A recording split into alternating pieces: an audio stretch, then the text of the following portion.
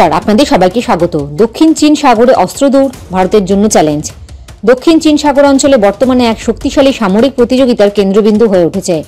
বিশেষত চীন, যুক্তরাষ্ট্র ও তাদের মিত্র দেশগুলির মধ্যে সামরিক আধিপত্য বিস্তার নিয়ে একটা অদৃশ্য দৌড় চলছে।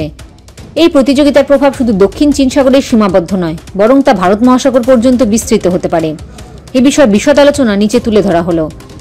যুক্তরাষ্ট্রের সামরিক নীতি নির্ধারকেরা সম্প্রতি টাইকুন ক্ষেপণাস্ত্র ব্যবস্থা ইন্দো প্যাসিফিক অঞ্চলে অপারেশনাল মোতায়েনের অনুমোদন দিয়েছেন। এর মাধ্যমে যুক্তরাষ্ট্র এই অঞ্চলে চীনের সামরিক সম্প্রসারণের বিরুদ্ধে প্রতিরোধ গড়ে তুলতে চায়। এই ক্ষেপণাস্ত্র ব্যবস্থা মোতায়েনের ফলে যুক্তরাষ্ট্রের আঘাত করার ক্ষমতা উল্লেখযোগ্যভাবে বৃদ্ধি পাবে। পেন্টাগনের কৌশলগত পরিকল্পনার অংশ হিসাবে অস্ট্রেলিয়ায় হাইপারসোনিক ক্ষেপণাস্ত্র মোতায়েনের প্রস্তুতি চলছে। এই ক্ষেপণাস্ত্রগুলি এমনভাবে স্থাপন করা হবে যা চীনের নৌবাহিনী এবং সামরিক ঘাঁটিকে দ্রুত এবং নির্ভুলভাবে আঘাত করতে সক্ষম হবে। এছাড়া অস্ট্রেলিয়ার ডারউইনে বর্তমানে 2000 মার্কিন সেনা প্রতি 6 মাস অন্তর ঘূর্ণায়মান ভিত্তিতে মোতায়েন করা থাকছে। চীনের নৌবাহিনী দক্ষিণ চীন সাগরে আধিপত্য প্রতিষ্ঠার পাশাপাশি ভারত মহাসাগরে প্রবেশের চেষ্টা করছে। যদিও তাৎক্ষণিকভাবে চীন ভারতের জন্য সরাসরি হুমকি নয়, তবে ভবিষ্যতে ভারত মহাসাগরে চীনের শক্তি বৃদ্ধির ফলে ভারতের সামরিক অবস্থান চ্যালেঞ্জের মুখে পড়তে পারে।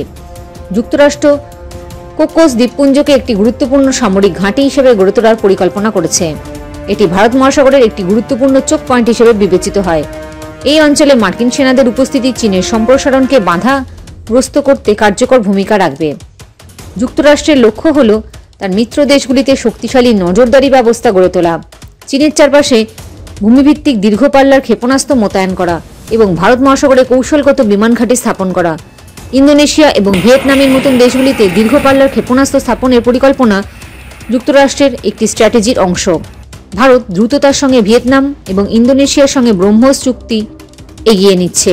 ব্রহ্মোসের মতন সুপারসনিক ক্ষেপণাস্ত্র এই অঞ্চলে চীনের সামরিক শক্তির বিরুদ্ধে ভারসাম্য রক্ষায় গুরুত্বপূর্ণ ভূমিকা রাখতে পারে। ভারতকে অবশ্যই এই অঞ্চলে সামরিক উপস্থিতি বাড়াতে হবে, যাতে চীনের সম্প্রসারণ নীতিকে প্রতিহত করা যায়। ভারতের জন্য সেসেলস এবং লম্বক প্রণালীতে নিজস্ব নৌঘাঁটি স্থাপন করা অত্যন্ত গুরুত্বপূর্ণ।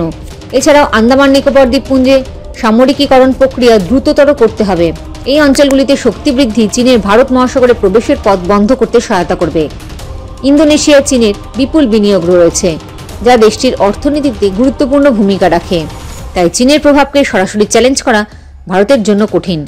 তবে ভারতের মিসাইল সিস্টেম এই অঞ্চলে মোতায়েন করে চীনের সম্প্রসারণের পরিকল্পনা ব্যর্থ করা যেতে পারে।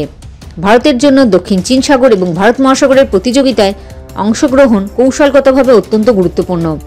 যুক্তরাষ্ট্র তার মিত্রদের সঙ্গে সহযোগিতা এবং নিজস্ব সামরিক শক্তি বৃদ্ধি করে ভারত চীনের সম্প্রসারণ নীতিকে প্রতিহত করতে পারে। পাশাপাশি অঞ্চলভিত্তিক মিত্রদের সঙ্গে কূটনৈতিক সম্পর্ক আরও মজবুত করার উপর গুরুত্ব দিতে হবে। জয় হিন্দ, জয় জওয়ান, জয় কিষান।